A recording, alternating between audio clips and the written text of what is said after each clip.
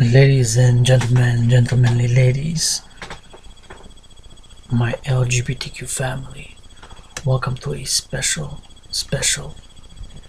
Coffee with Dragon session.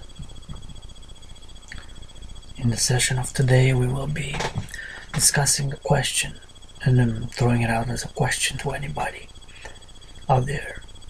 The question is, or the comparison, but I'm putting it in a question form, is the United States of America the modern version of the modern version of the ancient Roman Empire? If so, or can any comparison between the ancient Roman Empire and the United States of America be made? If so, how? You can answer simply one proposition, one phrase, or two phrases, or you can just say that, well, there's so many things that can be compared that you simply cannot put it in a one paragraph or one page, and it will require an entire essay, book, novel to discuss such matters.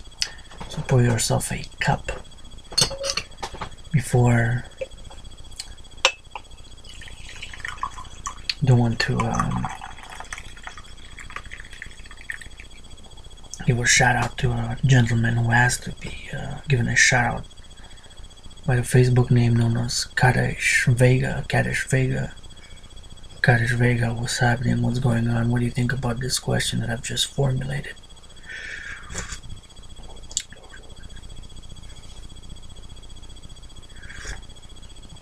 Can any comparison between the ancient Roman Empire be made and the United States of America? Before we go into that question, I want to show you a very special thing about this coffee that I'm drinking. So I'm not gonna show the maybe I show the brand, whatever, because I'm not receiving any sponsorship or support at the present moment in time. If you know my story, I'm struggling financially and this and that as an artist. But look at this coffee here. It says made in Canada. We have no coffee, of course, in Canada, but look there. If you see at the origins, see the origins of the coffee. It says, of course, Brazil, Vietnam, and Ivory Coast. Right? You see that? It's Cote d'Ivoire in French, but above it's in English, so you can see that. So the origins of the coffee is from 3 countries and actually 3 continents. See? Origins from, you can see it. It says Brazil, Vietnam, Ivory Coast. It's made in Canada, so but it's the origins of the coffee, that is the coffee beans. It's Ivory Coast, Vietnam, and Brazil. You can see it there. Anyway, so just be mindful. Coffee, if you've seen anything like that, if you ever drank anything like that, coffee, if you check the label, if it's more than a country, if it's 2 countries, this one happens to be 3 countries from 3 different continents. Brazil right in South America, Ivory Coast in Africa, and of course Vietnam in Asia, right? So I'm drinking a mixture of coffee. It's a very unusual, I would say, as a coffee flavor. It has a dark roast with a stronger aftertaste, which I'm not gonna rate it very high, to be honest with you. It's not one of my favorite. However, it's very affordable. Paid $1.25 Canadian. That's about $1 US for 150 grams. So if I shrug it, maybe get 11 coffees out of it. If I really aim to, depends how dark I make it. So about 11 coffees maybe out of this. 150 grams, 125. It says made in Canada, of course. What they did is they brought the beans from all over, and they from Vietnam, that is Asia, Brazil, and South America, and of course the Ivory Coast from Africa. I don't know what the financial dealings were and this and that, but of course it was buying bulk beans directly, maybe with a farmer, an agreement, and farmers in Africa, the Ivory Coast, Vietnam, Asia, and Brazil, South America, 3 continents, to bring it together and mash it up and put it in this package from all those 3 countries and 3 continents to blend it all together, which gives it quite a unique flavor.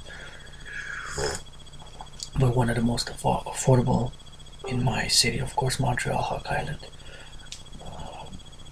coffees in the neighborhood that one can purchase. It's not necessarily bad, but there's a lingering kind of a more rough, more bitter aftertaste, which can, depending, you gotta try for yourself, I guess.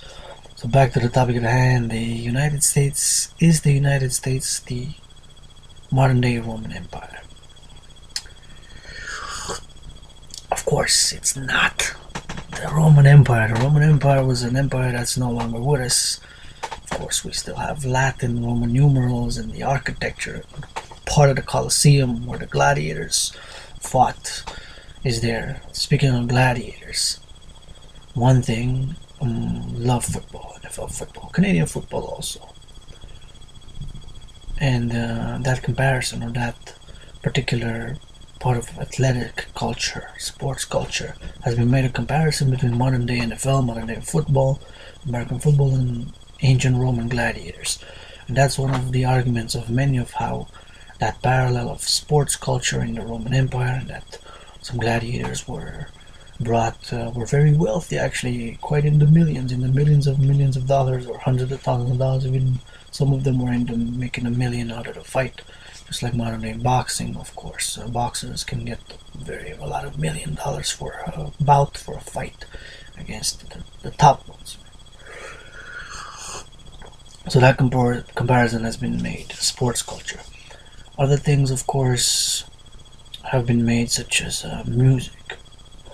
I don't know if that comparison is maybe a bit stretched. Musical genres in Rome. I'm open for discussion. Of course, the United States is not the Roman Empire. What's being made is a comparison in that similarity with the ancient Roman civilization. So then we have to ask, when we have to know a little bit about Rome, ancient Rome. Ancient Rome, of course, started, at least mythologically, with a mythical founding, partly semi-divine offspring, and that it started as a monarchy, right? That comparison can be made. The United States started as a colony, right? Well, started upstart. Then the monarchy became bigger, grew, became a republic. The United States declared independence and became a republic. Well, it was a republic, right? Not as a democracy, but within a republican system of a republic. That has to be also understood. And that comparison and that argument has been made that the United States is being a republic, and how the political system is made or set up is a bit distinctive, and took a distinction from the more philosophical Greek civilization, the Athenian democracy, right? Where people come to learn together in the agora and this and that. And another thing that's made is the more practical. Well, what does practical mean? A more practical approach to life, rather than a philosophical, overly philosophical mind, which is mostly related. This I'm talking from a Western civilization perspective, of course, Sino civilization, and shout out to the ancient civilization of China, because Sino should work for peace between Western, North American, and Sino civilization. Sino means China, Sino, in more like academic terms. But nonetheless, the comparison is made that Greece, for example, the Greco civilization was more of a philosophical nature than a practical nature, right? So there's little comparisons like this that add to why this more general comparison is made between the United States and the ancient Roman Empire. Now,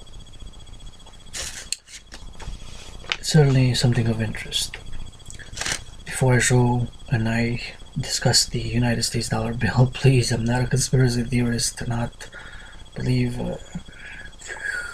conspiracy theories like that. There were conspiracies throughout history, but not. It's not the place.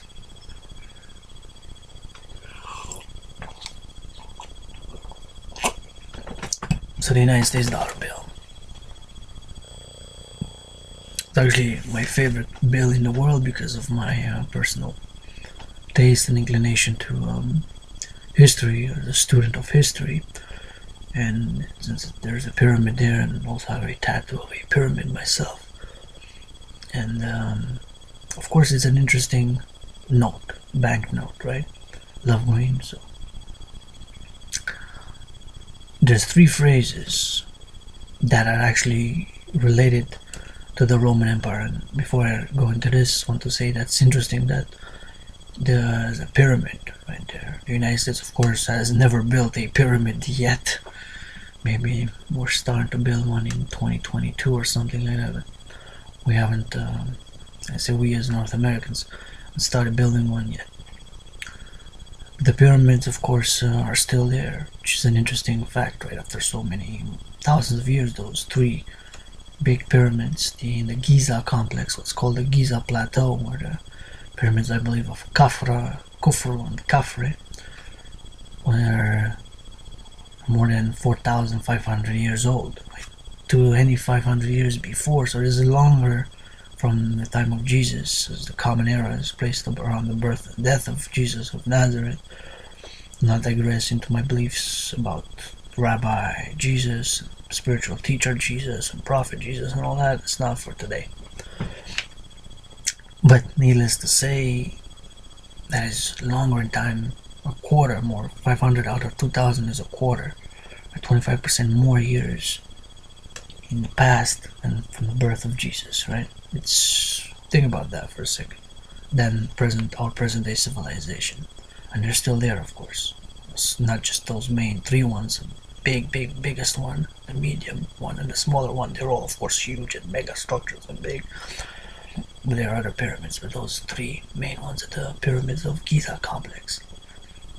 So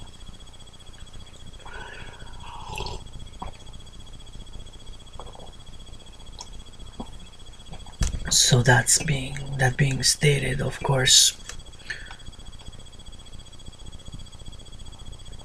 the United States is not the ancient Egyptian civilization or the ancient Egyptian empire, but just, of course, to note that those beautiful, mystic, divine structures that were built are still there. And so in many ways, the ancient Egyptian civilization and the ancient Egyptian empire is still with us through those pyramids, right? Because they're still there. So think about that. That deserves to pour a little bit of more coffee before going to the discussion. Of course, this is live. I mean, it's unedited, raw, so it's not scripted. It's real, revolutionary talk. Pour just a cup of coffee. Chill with Dragan.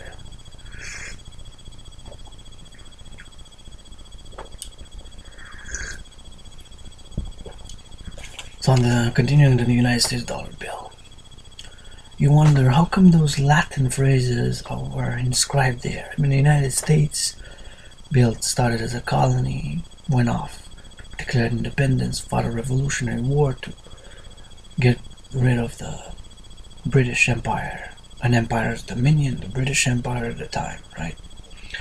1776, July 1st, and the war, Revolutionary War.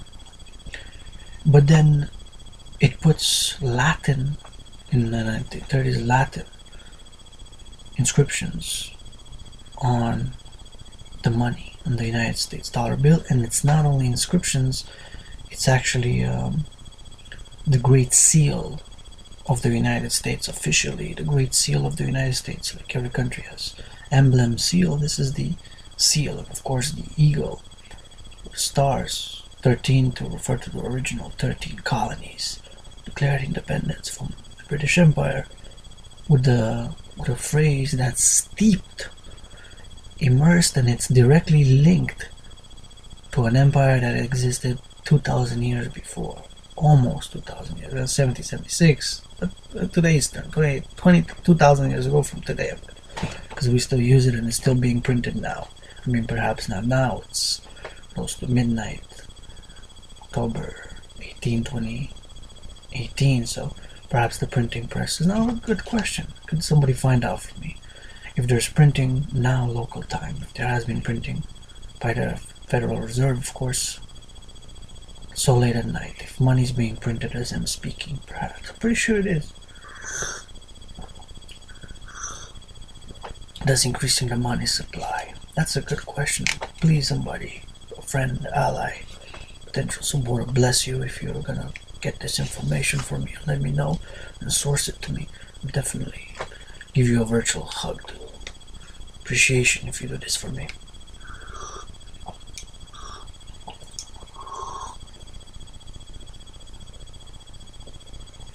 Cheers. So,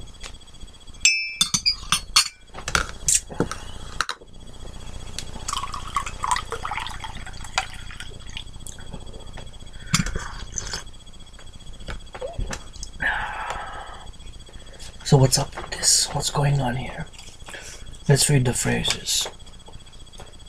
I have to say that I'm a scholar of the Roman Empire, so I haven't prepared for this talk. But I know it because I'm a scholar, student of the Roman Empire. I do know what the phrases mean and where they linked. Anno et coeptis, it's the phrase atop the eye, solar looking eye, pyramid looking like a pyramid cap, right? Above the pyramid. And on the pyramid, the last row, we have the Roman numerals for the date. Below we have Novus Ordo Seclorum, another Latin phrase. And then of course on the ego, we have the inscription E pluribus unum, right? And then there's no Latin on the other side, just United States America Federal Reserve note, the serial number, Washington, D.C. So we got 3 Latin phrases directly linked to the ancient Roman Empire. How come? What's the deal here? Why not something in English? Yeah, what's going on?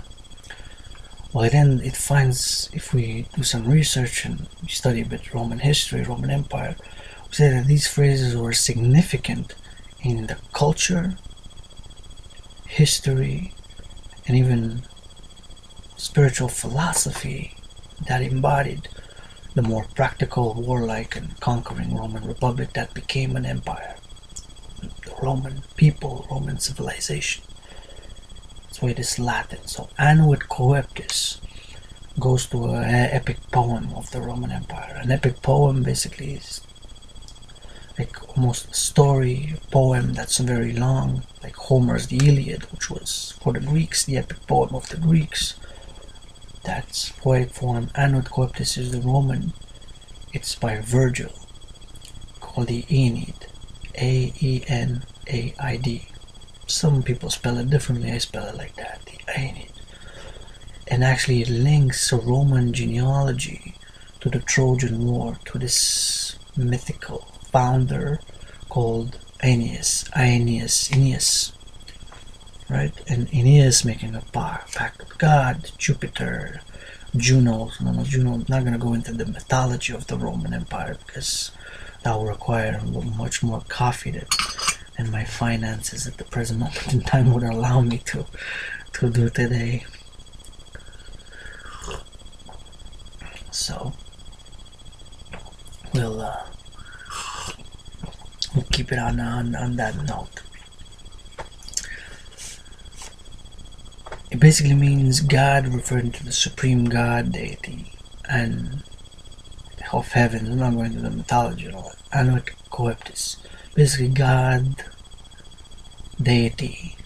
Because the word God, deity, spirit being, the Latin, I'm not going to that because it might be different from our, in English, the conception of God. But needless to say, God favored our undertakings. And this refers to the founding of the city of Rome. Right? The founding of Rome.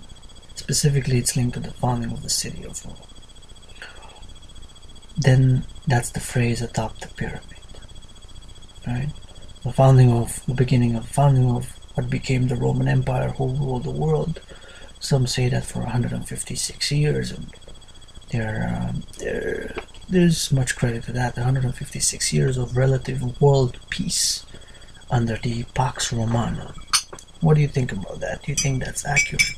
Marcus Aurelius, what's known as the, if you know Roman history a bit, the five good emperors, Hadrian, and of course Trajan, Marcus Aurelius. We'll consider so about 156 years of relative peace, skirmishes, relative, general, not skirmishes, rebellions, and this and that, but what's known in historical terms, in history books or historians, as Pax Romana, Pax P-A-X, Romana R-O-M-A-N-A. And it's interesting, of course, that during this time, Romania, the country of Romania, is actually Romanian Latin means New Rome, right? So the name Romania is the closest name to what would be the ancient Rome, with the Latin. And of course, during that period that I mentioned, about 156 years of relative peace, that's when Romania was not just conquered but also colonized by the Roman Empire. That's the name of Romania. And if you look in history, the eastern part of the Roman Empire, when it split, was named for a few decades Romania, but in Latin, Romania, right? So it was the Latin New Rome. Anyway, so that's a historical thing. So the next phrase, Novus Ordo Seclorum, is another important phrase in Roman mythology, culture, society, and it also had to do with the establishment of the Roman civilization, the Roman Republic, and the Roman Empire in many ways. The establishment of a new world order in that sense. And then we have the third phrase, E pluribus unum, which basically translated into English means out of many one. And this, of course, was the Roman civilization, the Roman Empire, Republic, was that they also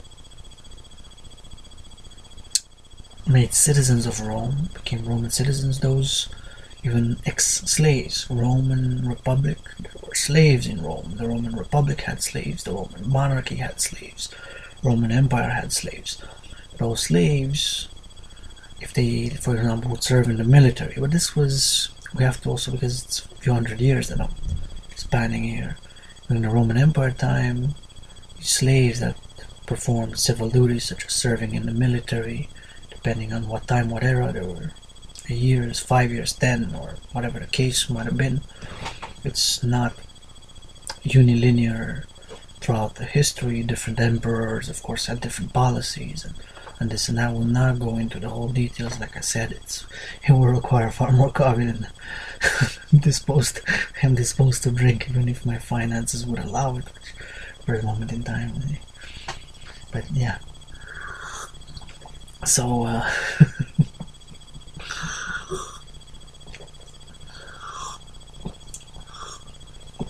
but needless to say that was the case, that even ex-slaves and conquered nations and peoples, the ethnic tribes, nations, peoples, tongues, tribes, where the Roman Empire extended, a lot of them became Roman citizens by serving in the military, by performing certain acts, by marriage, even by intermarriage. Or intermarriage from that perspective, not we're all human beings, one human family now. Well, we're still not, and working towards that. Myself, I want for a world peace, global security, and international prosperity. Needless to say, that was history, right? Such as many, that's why they make this comparison that the United States, of course, because of it adopted immigration and people from all over the world, the nations became what's called the melting pot of America.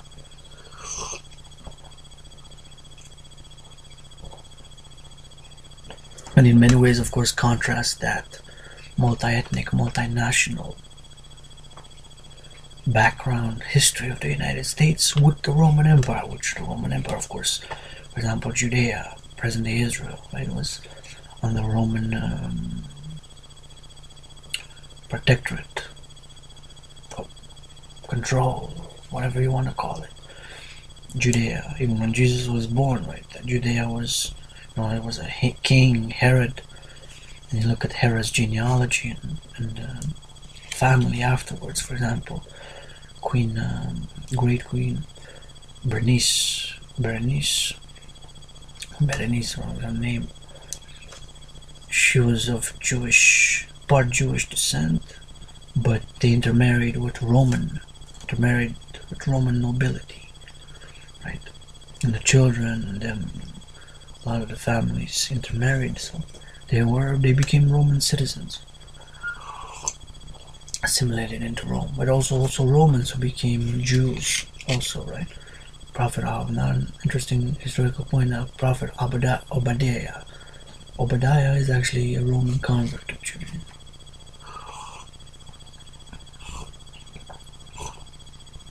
So there was that aspect. Anyways, digressions.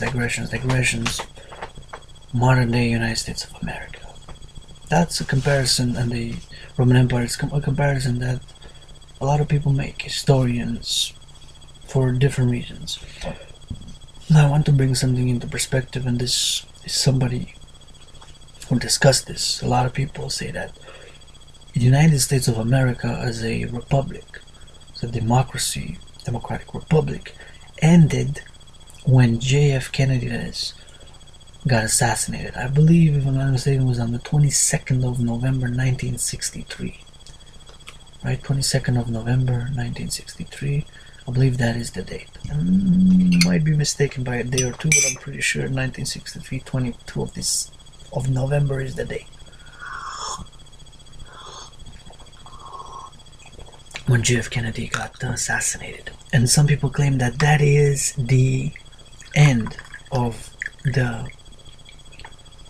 America as a democracy, and that is when, of course, not officially the United States never say, okay, we're an empire now, we have an emperor, we have an imperial army, and this and that, officially, of course, right? But the argument is made that that's when unofficially America transformed, became an official empire. The American Empire, the American Republic began. So Kennedy died 23rd of November. That's 22nd transition became, and from that moment on, the United States of America transitioned towards an empire. Such even in the Roman history, the date is really a bit disputed when the empire became. Some say Caesar was the first emperor, and yes, myself included, am like saying that yes, Caesar was the first official imperator, chief of the army, and so on and so forth. Also political chief, and was a spiritual aspect, a religious aspect to the emperor also, which I'm not going to go into. Not now, anyways. Another cup of coffee, another time. Of course, Cleopatra and Mark Antony with the Civil War, of course. Yeah, I'm pretty. By the way, Cleopatra was unfortunately demonized by men, but she was one of the smartest, most wise women on earth, probably one of the most well-read, well-married than all men, in wisdom, understanding, and knowledge. Right? And that's not to take away from men lusting, loving, and desiring for her physical attributes. But I'm a defender of Cleopatra's wisdom, knowledge, and understanding. In the library of Alexandria, she read, she spoke multiple languages. Anyway, I'm digressing now. A bit of the feminist, wild feminist in me.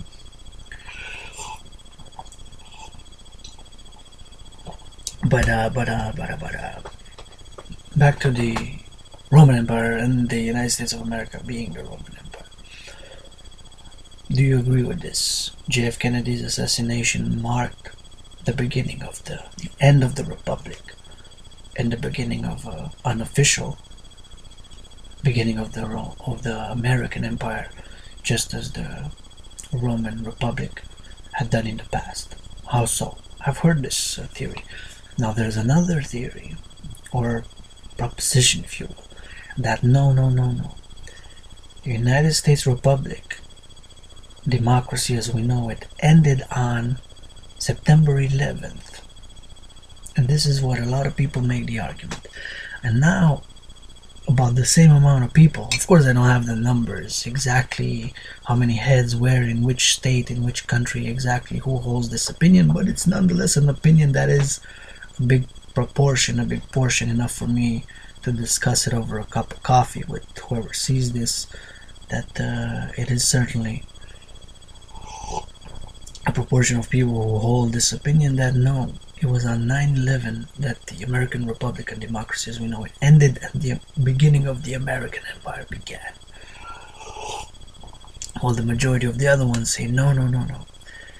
American Republic, democracy as we know it, American democracy and republic as we know it, ended when JF Kennedy died, and on 9/11 the American Empire decline began. So if it began, if we are, or you are, in accord that American Empire began with the assassination of JF Kennedy, November 22nd, 1963, till 9/11, 2001. So between November, it's September, we have October and November. So October is 1 month, September a few days, September 11th, and November. So we would have, what, for you do the math, 2001 minus 63 is, well, those 2 months differentials, 37 years and 10 months, a little bit more than 10 months, a few days. So that means that the American Empire lasted, if you agree that it started when JFK died and started ending the decline. So the Roman Empire started declining in time because of X, Y, and Z factors, because of financial reasons, of course, and attacks from outside, and of course internal conflict, intersecting conflicts. So then it would be that the American Empire lasted 37 years and 10 months, right? That would be, if we are to calculate it like that. It started when JF Kennedy died, got assassinated, that is, and ending on 9/11, started declining on 9/11. The American Empire declined. It's 37 years and 10 months, so a few more days there. I don't know. What do you think? And the other who argued that actually American Empire begins on September 11 with the imperial presidency and the changes in national security, and of course the wars that were launched against terrorism. I'm not going to go into that, morality of that, issues of that. I'm not going to go into 9/11 conspiracy theories, although I have questions about the 9/11 event. Would wish that the 28 pages that are classified in the 9/11 Commission's report that would be declassified are not going to be declassified, from my understanding, until 2023. So, like 4 years from now, 2023. Yeah.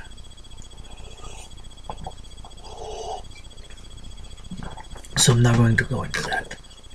Now, of course, some people say that the financial crisis that started in end of July 2007 marked the beginning of the decline of the American Empire. There's a documentary on that makes that comparison between ancient Roman Empire and Republic and civilization of the United States. It's a very good one. It's about 3.5 years ago, from a more of a financial, banking and economic commercial perspective, but it goes into the culture, into the wars that Rome had, the United States is having. but it's called the Four Horsemen, and it's actually involves very high-profile economists who actually work for the IMF, that is the International Monetary Fund, the World Bank. So very, very good academics, scholars, intellectuals that are. I recommend it. The Four Horsemen, it's called. It came out about 3.5 years ago, but I want to see it again. I haven't seen it in a while, but like more than I've seen it last year or so, maybe a year and a half ago when it came out. And they were arguing that the United States had transitioned towards a sort of an official empire. They made that claim, but started declining with the financial crisis that started at the end of July 2007 and then triggered the Great Recession 2008. And of course, some people say that we're still recovering and that we haven't really recovered from that financial crisis that started in end of July 2007. So before that,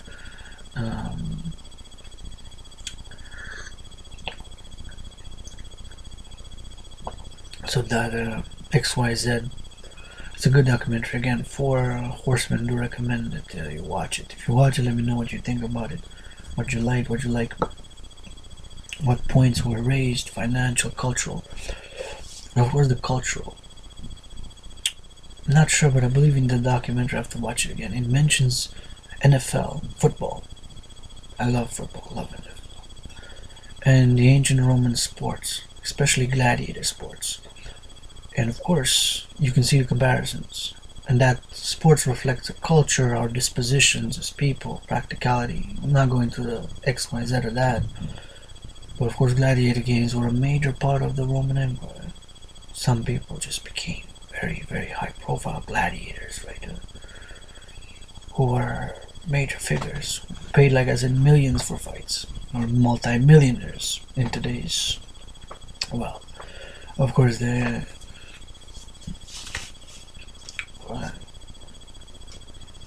different financial arrangements. Of course, they had coins which were gold and silver and copper.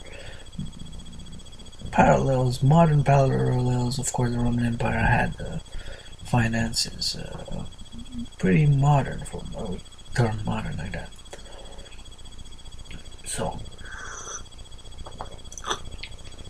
for example, that football is called America's sport, right? America's game. Gladiator games were, of course, unique to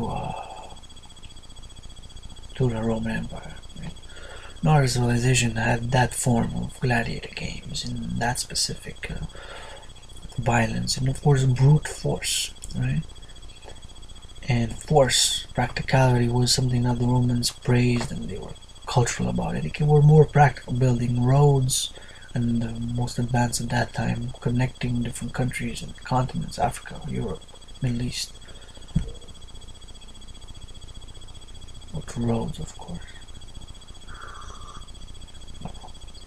So that was a very good point that was raised.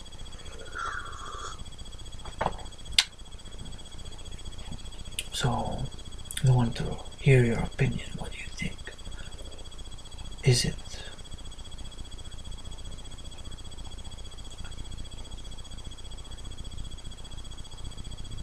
correct to make such analogies? If so, how come? Because of the culture, because of the common, of course, another common language. English is not derived from Latin. There's Latin on the United States dollar. Of course, you look at Canada. Canada's one of the motto of Canada, my country, is ut mare ad masque ut mare. It's Latin. Translated as from sea to sea, because we have two oceans, right? Living in Canada, our language is English, and we also have official language French. But nonetheless, our motto, national motto, is Latin. It comes from the Roman Empire, Roman Republic, and Roman civilization.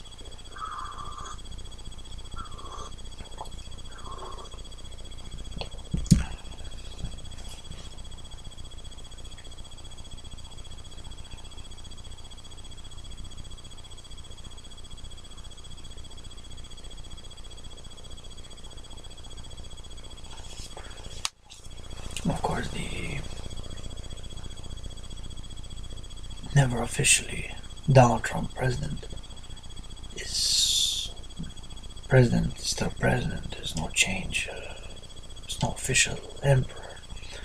But some people make the comparison that call the president commander-in-chief of the army, or some people make the argument that after 9/11 the presidency became an imperial presidency unofficially, and that's linked with the powers of executive orders.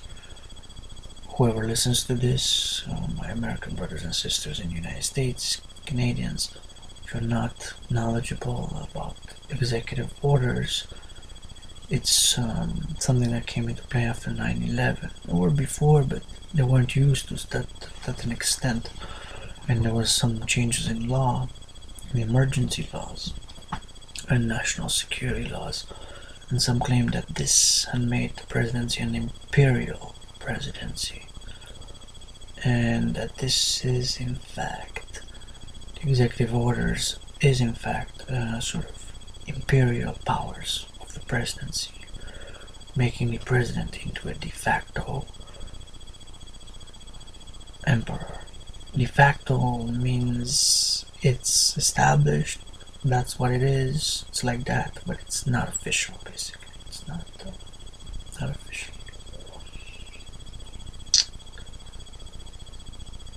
Executive orders, that's a big another argument among scholars, historians, who make the parallels and claims from this connection of this, that the United States of America is in fact like a modern day Roman Empire today.